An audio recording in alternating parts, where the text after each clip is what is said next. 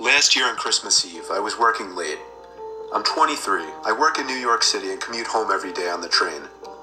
Since I'm one of the younger ones in the office, I got stuck with one of the worst shifts, so I wasn't able to get home until 5 o'clock. My family had already left a whole hour earlier to go to my cousin's house, so I had to drive alone. After having a quick snack before the half-hour drive, I got back in my car and put my cousin's address into my phone. Halfway through the drive, it started snowing. I got to my cousin's house around 6 o'clock.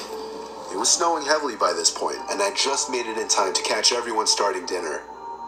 I brought all of my gifts inside and cheerfully said hey to everyone. I stayed until around 11 o'clock. The rest of my family left a little sooner. I stayed an extra half hour or so just to hang out before leaving myself. By the time I was leaving, the ground had accumulated at least 2 feet of snow, and it wasn't even done snowing. The drive home was nightmarish. The roads were hardly even plowed, and I had to drive under 20 miles per hour on most roads. The roads were completely dead at this point though, most likely because everyone was smart enough to go home before the snow accumulated. Eventually I turned onto a main road that I'm sure would usually be bustling, but at 11:15 on Christmas Eve night, there wasn't a single car or a single light from the store. It was a ghost town. But then I did notice the flashing taillights of one car. It was parked on the side of the road, and the smoke seeping out from its exhaust with the taillights giving it a red tint. As I got closer, I realized there was somebody next to the car waving their hand in the air. I assumed something was wrong and they needed help. So, me being the good Samaritan I am, I pulled up behind the car. When I opened my door, the guy approached me immediately, barely even giving me time to step out. He was an average-sized man, probably 5'10", 180 pounds. He spoke in a very demanding voice, asking me if I know anything about fixing an engine. I told him I didn't know much about cars. The guy responded very quickly to everything I said. He told me it's fine. He went inside of his car for a second, popped open his trunk, came back out, and told me to just wait by the trunk for a second. I had no idea what he wanted me to do. I was really confused.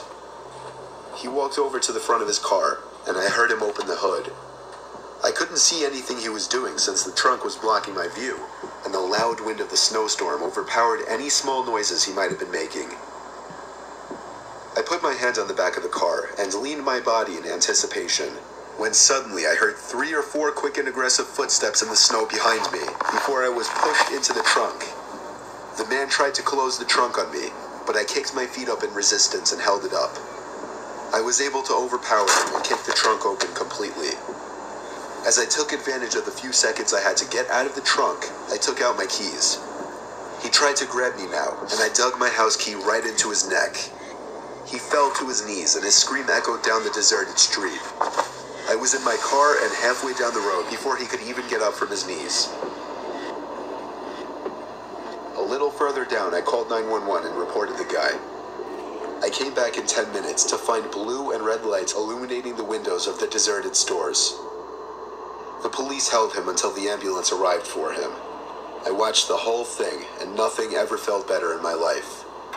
I got home safely half an hour later and told my family everything.